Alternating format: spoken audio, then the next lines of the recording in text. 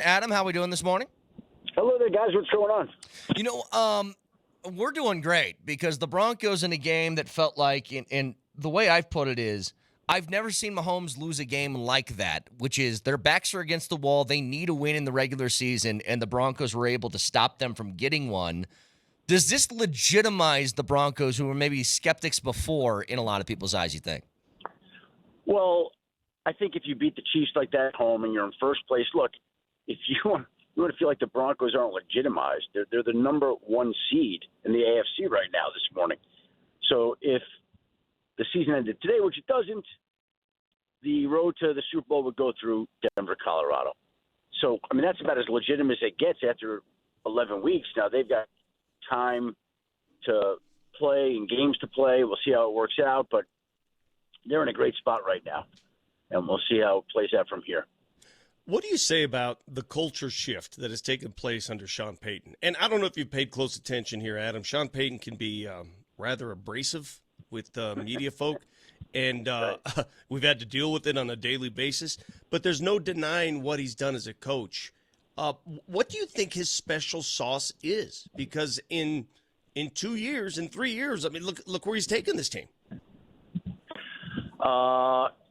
Listen, he knows what he's doing. And when they hired him, there was something to be said for just the experience he brings, what he's been through, establishing a culture.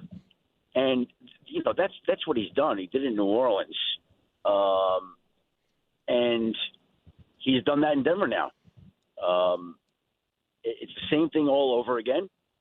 They're, again, the number one seed. Listen, year after year, these teams hire these inexperienced coaches, these hot coordinators. You never know what you're going to get. You just don't know. And at one point in his life, that was Sean Payton. Mm-hmm. But he's coached in the league. He's been established. And, there are certain guys that know how to do it. There's a reason that veterans have been successful and hung around. They've hung around as long as they have. Andy Reid, John Harbaugh, Mike Tomlin, Sean Payton, Kyle Shanahan. They know what they're doing. They know what it takes. Outside the – go ahead, Vic. I'm sorry. Very quickly, Mark, can you please – because I want to get Adam's advice, his counsel for media members in town who have to face Sean Payton on a daily basis. Can you play the initial response yesterday, if you don't mind, Nelly? And I want Adam to hear it. And you've been in those shoes before, Adam, where you've dealt with coaches who may be unwelcoming. What advice would you have for Denver Scribes who have to deal with this? Listen. Sean, what can you say to us about J.K. Dobbins' injury situation, and if he's... No updates. I'll keep you posted. Is he out for the season? No updates. I'll keep you posted. Okay, and then just Next question. The running game today. Next question. Your thoughts on the running game today? Thought it was good enough. What do you do there, Adam? Wait, that was after the win, after they beat the Chiefs? Yes, that was yesterday. That was the first thing out of his mouth. I'm going to have to call Sean here and tell him to kind of, enjoy the victories a little bit more here. I listen, again, like it, don't like it, he wants it done a certain way. And that's how he does it.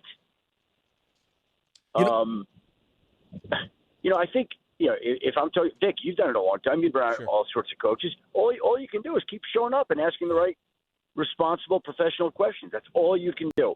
And sometimes, you'll get short, curt Sean, and sometimes you'll get expansive Sean. Like when Sean is on, there's nobody in the game that's better and more interesting and more insightful to talk to than Sean. But sometimes he's going to be like that too. Yeah, he's an interesting cat, Adam. He really is. It would sound flippant if I just said, "Well, Coach, what can I ask you where I'm not going to get yelled at?" That's all I want to know. But I would never do that. Hey, I want you to expand on what you said initially here, because I mentioned this right at 7:00 this morning. I don't care if you think the Broncos have issues still. I don't care if you're worried about, the future, whatever.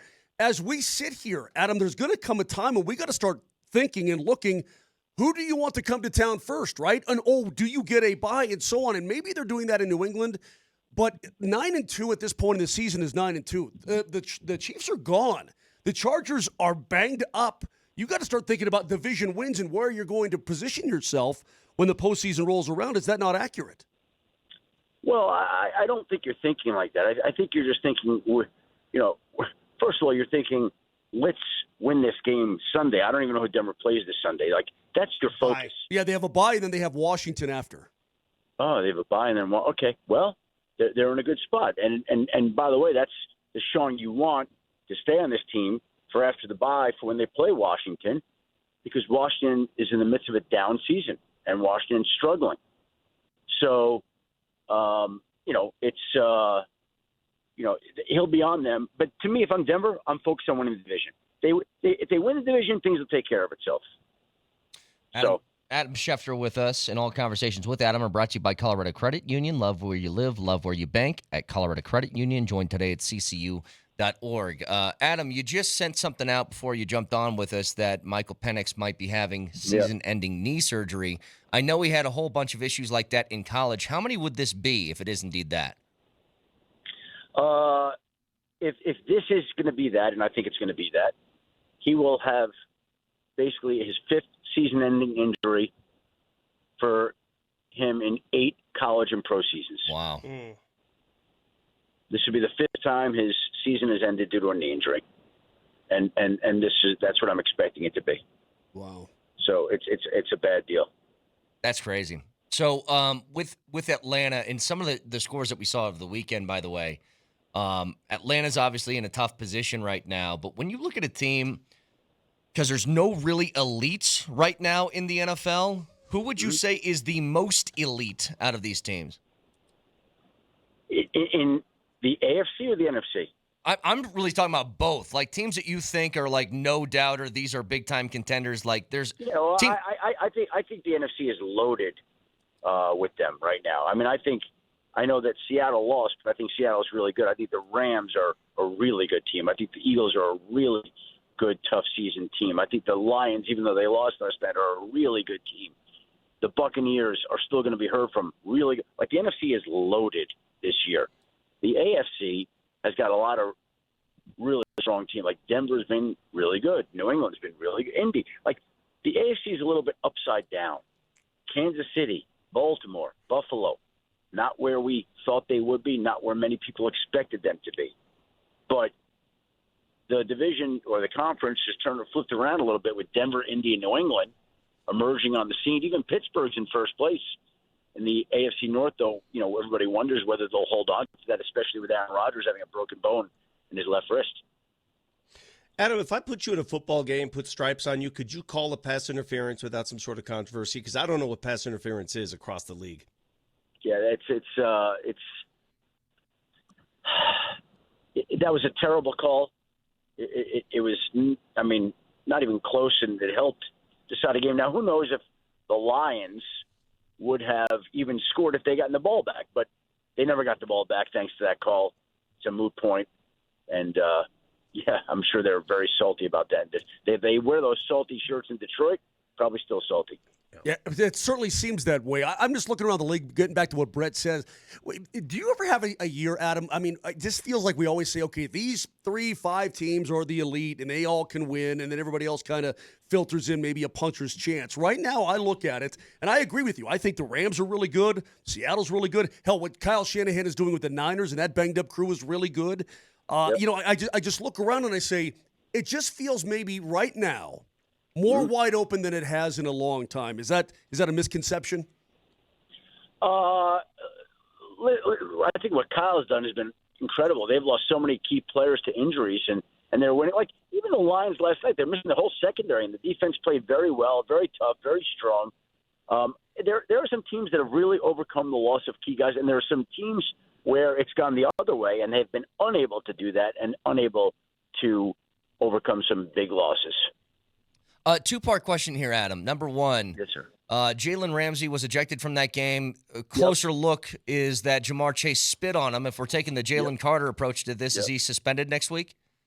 Look, we're waiting to hear from the NFL today, but that's kind of what I'm expecting today. I think it would be a surprise if he wasn't ejected. We're going to wait to see how this plays out today. But that's kind of where it's at. And if the league is going to base this off of what it's previously done with other players and emphasizing sportsmanship and talking about how important sportsmanship is going to be, then he's going to be suspended for a game. Okay, second part of that question is this. If he is suspended, they got the Patriots next week. That's likely going to be another loss. They'd be 3-8. Do you think there's any sort of thought process to not activating Joe Burrow this year? I think Joe Burrow wants to play, but I don't know. I mean, I think he wants to play, but yeah, if they lose next week and they lose Thanksgiving night, like what are we doing? Why are we exposing this guy? Like now he's worked so hard, and I think he wants to be rewarded. But if you're out of the playoff chase, there's really no reason to do that. So I think that there's going to be more conversations about that to determine whether or not it's worth bringing him back. Josh Jacobs is on my fantasy team. I need to be alerted. What is his status? Mine too. Yeah, what's Mine going too. on? I hope you have Emmanuel Wilson on your team as a handcuff. I don't. You just spoke a foreign language to him, Adam. I have no idea what the hell you no just idea said what that there. means. Yeah. It means that when you have a workhorse running back in fantasy, you often carry his backup, not because you're ever going to play him, but you might need him in the event that the starter, i.e. Josh Jacobs, suffers a injury here. And so in this particular case, I have Josh Jacobs on my fantasy team, but I also have Emmanuel Wilson on my fantasy team as what you call a handcuff in fantasy. Well, I don't have all these little nerd things Yeah, going see, on. Vic, Adam can't be with you every single week, buddy. You're going to have to learn to fly on your own, little bird. I guess I'll go pick that guy up now if he's available. Adam, one last question for you before we let you go. The Steelers still lead the AFC North, but Rodgers went down with an injury. What do you think the extent of that is? Look, Rodgers, he's got a break in his wrist, his left wrist. He's undergoing more tests today. They'll figure out exactly how long it's going to sideline him for, but he's going to be out a little bit of time, I think, and we'll see how much time he misses. But they're going through the test today to make that determination. Hey, Baltimore's on the way. I mean, their defense was abysmal to begin the season, no doubt, but they've won 4 in a row, Adam. Watch out for those Ravens. Watch out for Lamar. They've been coming on. They're coming on right now. Baltimore is and if Rodgers is out, Mason Rudolph's starting. We'll see how that works out. It's Adam Schefter, ESPN, joins us every Monday. Always appreciate the time, Adam. Thank you. Guys, have a great week. I appreciate it. We'll talk to you next Monday. You too, buddy. That's Adam Schefter, and all conversations with Adam are brought to you by Johnson Auto Plaza, where you get selection, service, and incredible savings on Ram, Jeep, Chevy, Buick, and GMC all at one location. Experience the power of the plaza at Johnson Auto Plaza.